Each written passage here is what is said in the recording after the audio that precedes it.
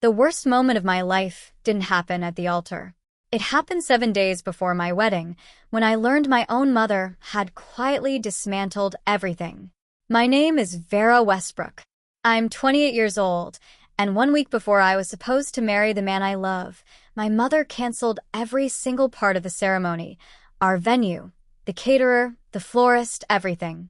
Then she called my fiancé and told him I was damaged goods and that marrying me would be the worst decision of his life. On the day of our wedding, 200 guests would arrive expecting a celebration and find nothing but an empty lot. But what my mother didn't know was that my maid of honor had been preparing for something like this for 6 months.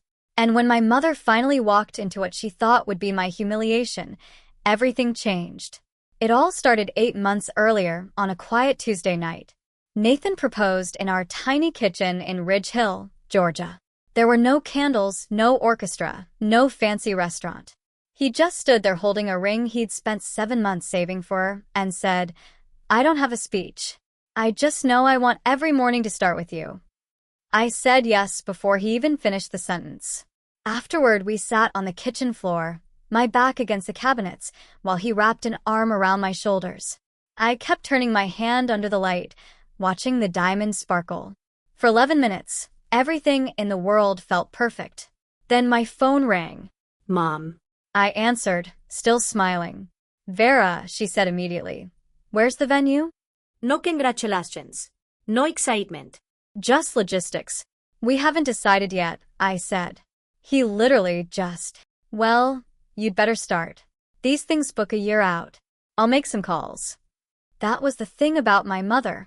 Every decision in my life had always passed through her first. College, my major, even my apartment. When my father died, I was 19.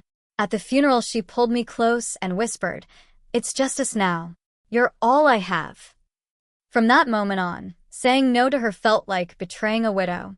So when I hesitated about letting her plan the wedding, she went quiet.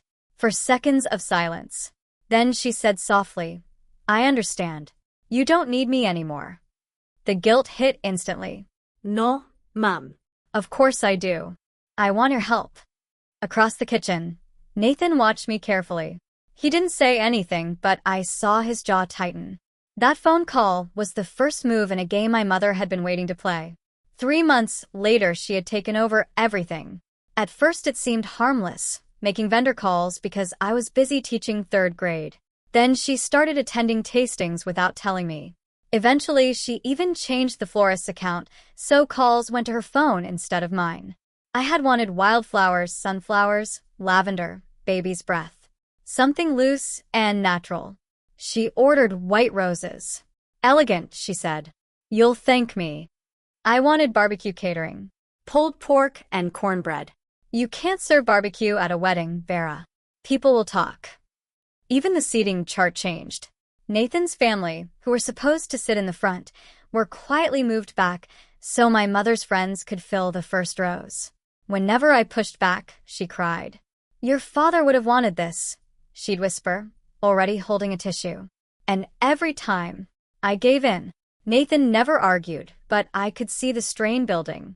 Some evenings I'd find him in his workshop standing at his bench, tools untouched, just staring at the wall.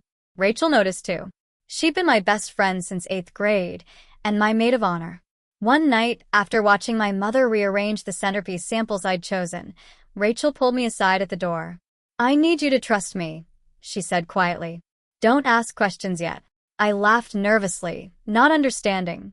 2 months before the wedding, my mother invited Nathan to lunch alone. I thought it was a good sign. But when he came home, he sat across from me at the kitchen table with his hands folded. "Your mom told me you had a breakdown in college," he said carefully. "She called you damaged goods." The words knocked the air out of me. Yes, after my father died, I'd gone through a dark period. I saw a counselor during sophomore year. It wasn't a secret, but it wasn't a weapon either. "What did you say?" I asked. Nathan met my eyes. "I told her I don't see damage," he said. "I see someone who survived."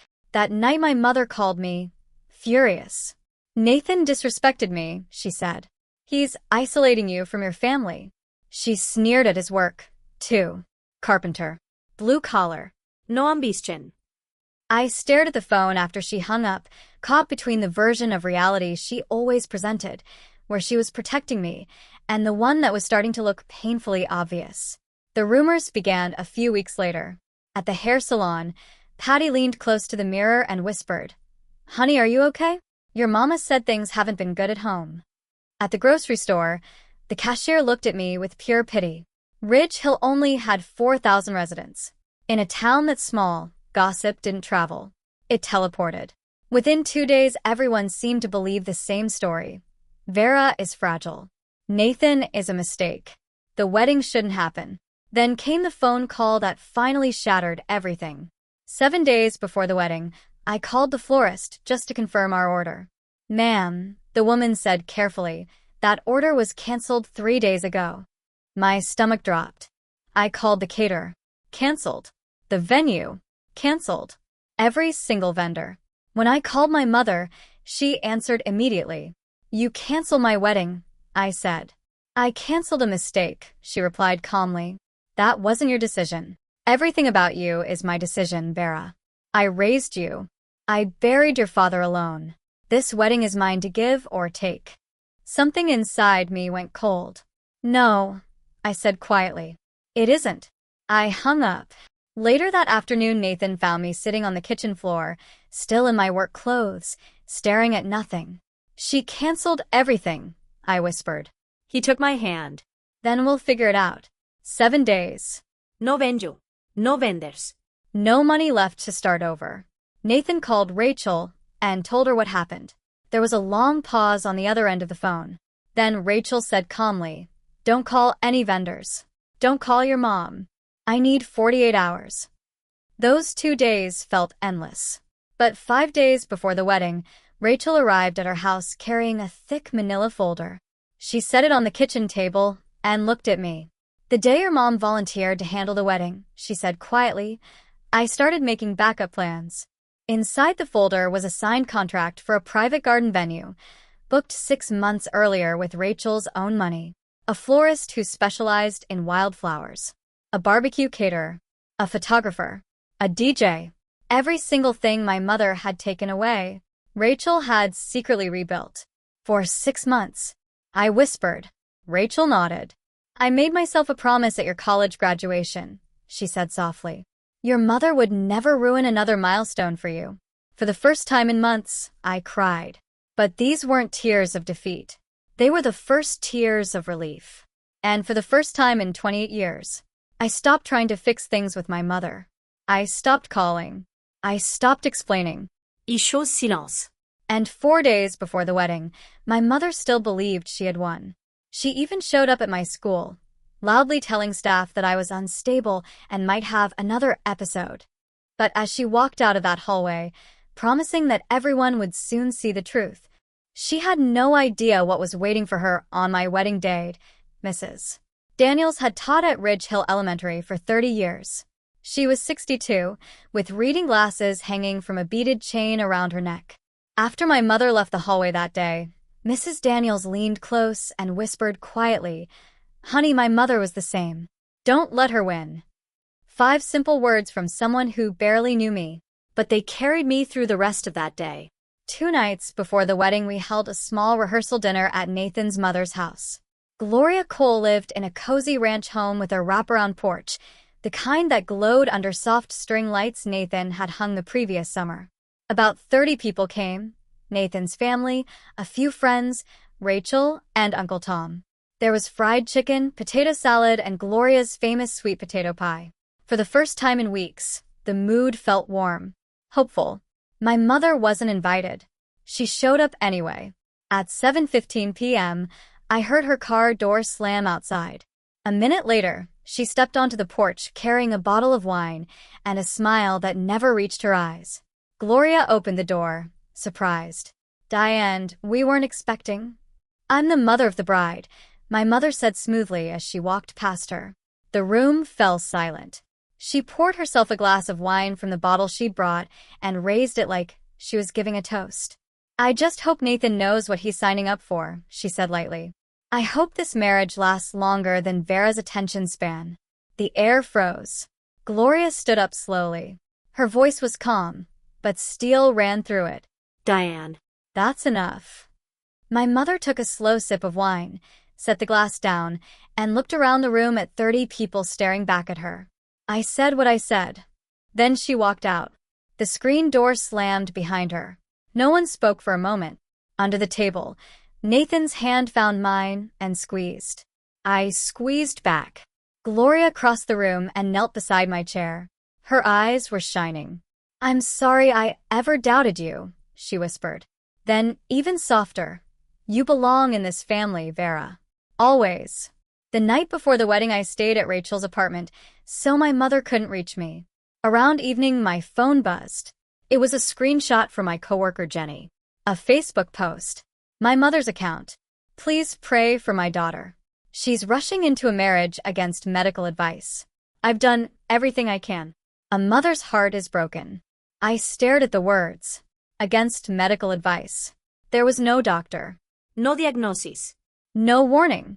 My mother had invented a medical crisis and broadcast it to 800 people in a town where everyone knew everyone. My hands started shaking. Rachel glanced over my shoulder, read the post, and simply said, "I saw it 20 minutes ago." "She's telling the entire town I'm mentally ill," I whispered. Rachel gently took the phone from my hands. "Don't respond," she said. "Tomorrow the truth will speak for itself." Nathan called a few minutes later. He had seen the post too and wanted to come over, but I told him to stay home. "No more screens tonight," he said softly. Rachel put my phone in a kitchen drawer. She made chamomile tea, and we sat quietly on the couch, just breathing in the same room. That night, I lay awake staring at the slow spinning ceiling fan. But I wasn't scared anymore. Something inside me had shifted, like a lock finally turning open. Saturday morning arrived.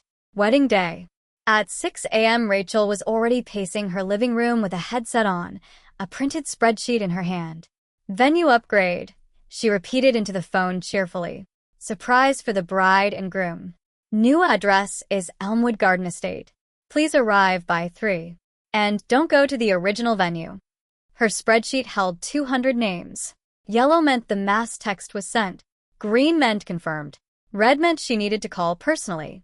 By 10 in the morning, 197 guests had confirmed the new location. 3 couldn't attend. And 1 person never received a message at all. Diane Westbrook. As far as my mother knew, the wedding was still happening at the original venue, the one she had canceled. At noon, I put on my dress in Rachel's bedroom. It was simple, ivory, tea-length, with lace sleeves. I'd bought it at a consignment shop in Atlanta for $60. My mother had called it secondhand embarrassment. I called it mine. Uncle Tom arrived at 1:30 in a gray suit and polished shoes. When he saw me, he stopped in the doorway. "Lord, Vera," he said quietly. "You look like your daddy on his wedding day. Stubborn and beautiful." Rachel checked her watch and looked up at me. "Ready." I smoothed my dress and took a slow breath.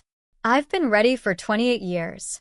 Elmwood Garden Estate sat at the end of a gravel road lined with tall pecan trees. Beyond a white wooden gate stretched a wide lawn surrounded by wildflower beds, sunflowers, lavender, baby's breath. The flowers I had chosen. The flowers my mother erased. Rachel had brought them back. Fairy lights hung between 2 massive live oaks. Wooden chairs lined the aisle, chairs Nathan had quietly built over the past year in his workshop. The barbecue smoker was already going, filling the air with sweet hickory smoke. Guests began arriving around 2:30. Almost every person stopped at the gate in stunned silence. Some laughed. Some pressed their hands to their chests. "This is even better than the original," Mrs. Henderson whispered. Gloria hugged me so tightly I could barely breathe. "This," she said, looking around the garden, "is exactly what your wedding was meant to be." By 3 o'clock, all 197 guests were seated. The only person missing was the one who had tried to destroy it. Uncle Tom took my arm at the start of the aisle. "Slow steps," he murmured. "Make it count." A soft guitar began playing under the oak tree. The same song Nathan and I had danced to on our first date. I stepped forward. 200 faces turned toward me. Nathan stood waiting at the end of the aisle, his eyes already red. Uncle Tom placed my hand in his and gave Nathan a firm handshake. "Take care of her," he said. Nathan nodded. "Yes, sir." The ceremony was simple. A few readings, then the vows. Nathan went first. His voice cracked once when he said the word home. When it was my turn, I didn't read from a card. I just looked at him. "I choose you," I said quietly. "Not because I need saving, but because I finally know I deserve to be loved without conditions." The garden fell completely silent. "I don't need permission to be happy," I finished. "Not from anyone. Not anymore." Moments later, the officiant pronounced us married. We kissed beneath the swaying lights while 197 people rose to their feet, clapping and cheering. 12 minutes away, an empty lot sat waiting. At 3:15 p.m., my mother arrived there dressed in navy blue and pearls. She expected chaos, guests wandering around, a ruined wedding. Instead, she found nothing. No chairs. No flowers. No people. Just an empty field. She started calling everyone, me, Rachel, Gloria, Nathan's cousins. Voicemail after voicemail. Finally, one elderly relative answered and casually told her the truth. "Oh, Diane, didn't you hear? The wedding's at Elmwood Garden now. Lovely place out on Whitfield Lane." 25 minutes later, my mother's car came racing down that gravel road. She reached the white gate and saw everything. The flowers, the lights, the guests laughing, my dress, Nathan's arm around my waist. A man named Kyle stood at the entrance holding a clipboard. "May I see your invitation?" he asked politely. "I'm the mother of the bride," she said. Kyle checked the list carefully. Then he looked up. "I'm sorry, Mom. "Your name isn't on the guest list." For the first time in her life, my mother stood outside a door she couldn't open. And inside that garden, while the music played and fairy lights flickered on in the fading sun, I danced with my husband, completely unaware she had ever been there at all. Later that night, long after the last guest had left and the garden lights were dimming, Nathan and I sat on the porch steps of our house. My shoes were off. His tie hung loose around his neck. The air smelled like jasmine and barbecue smoke. "There's something I need to show you," he said quietly. Nathan pulled his phone from his pocket and opened an audio file. The date read 6 days earlier, 10:47 p.m. "I didn't play this for you before," he said quietly. "You were already breaking." He pressed play. My mother's voice spilled into the warm darkness of the porch. She had a breakdown in college. "Did she tell you the full story?" I sat very still as the recording continued. "She can't handle stress. She'll fall apart." Then the final words. "Walk away now. Save yourself." The recording ended. The night filled with the steady hum of cicadas. I sat there listening to the silence after her voice faded. The same voice that once sang me to sleep. The voice that read bedtime stories. The voice that had spent years telling me I was too fragile, too broken, too damaged for anyone to love. "I'm not damaged," I said finally. "I never was." Nathan didn't argue. He just waited beside me. "I want Maggie Coulter to hear this," I said. He studied my face. "Are you sure?" "My mother told 800 people I'm mentally ill," I said quietly. "She told the whole town my marriage was a mistake." I folded my hands in my lap. "I'm not trying to destroy her," I said. "I just want people to hear her real voice." Nathan nodded slowly. "And the vendor cancellations?" he asked. "The emails where she pretended to be you?" "Rachel saved everything." He slipped his arm around my shoulders. "This isn't revenge," I whispered, almost to myself. "It's just the truth without her editing it." The next morning I sat at our kitchen table with a sheet of blank paper. Not an email, not a text, a letter. Some things should cost effort. The first draft was too angry. The second was too gentle. The third one was honest. Mom, "I love you. I need you to know that first, because the rest of this letter will be hard to read. You canceled my wedding. You told Nathan I was damaged goods. You told people in town I was mentally ill. You told his mother I was unstable. You came to my workplace and implied I was having a breakdown. And you posted online that I was marrying against medical advice. That was a lie. I don't hate you for what you did. But I can't pretend it didn't happen. I think you're afraid. Afraid of being alone since Dad died. Afraid of losing control. Afraid that if I build a life of my own, there won't be space for you in it. There is space. But not like this. I need distance. I don't know how long.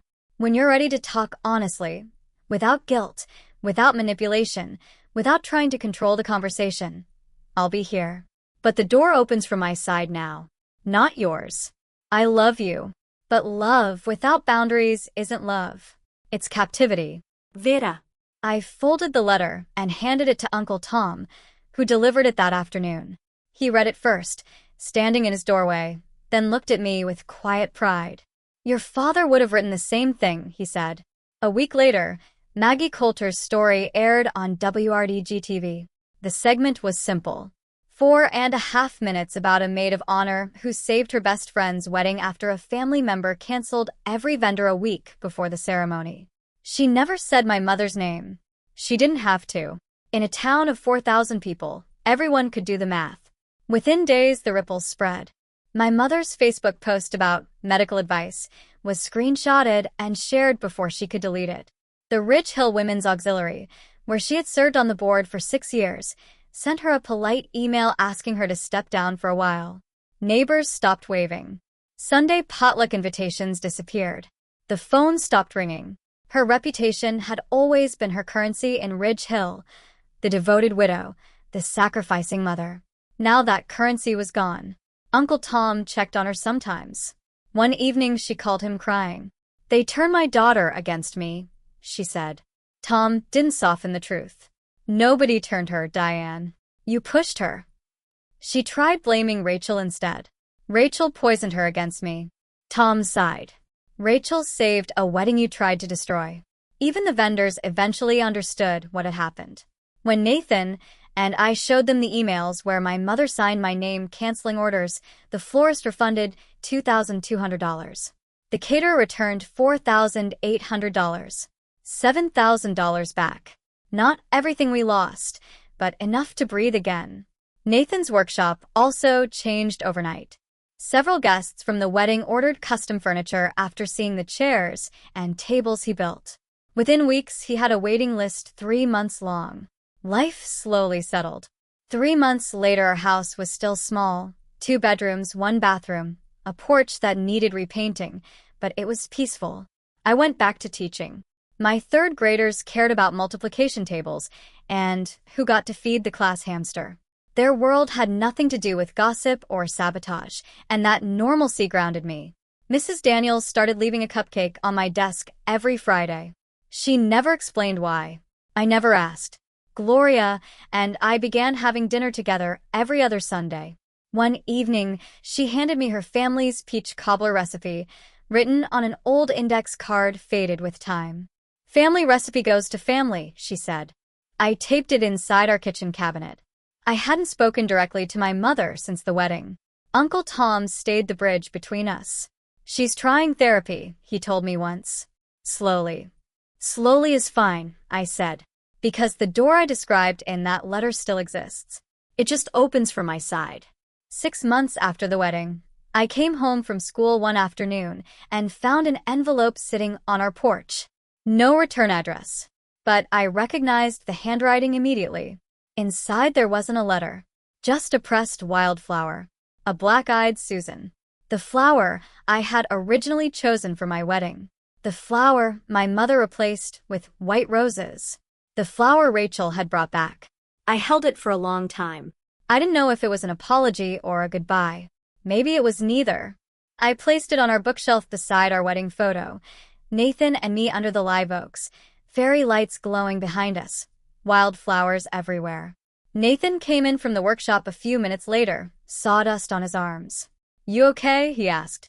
I looked at the photo, the flower beside it, and the sunlight spilling through our kitchen window. Yeah, I said softly. I'm good. Outside, the neighbor's dog barked once. A mockingbird sang somewhere in the pecan tree. My name is Vera Westbrook-Cole. I'm 29 years old. And for the first time in my life is finally mine.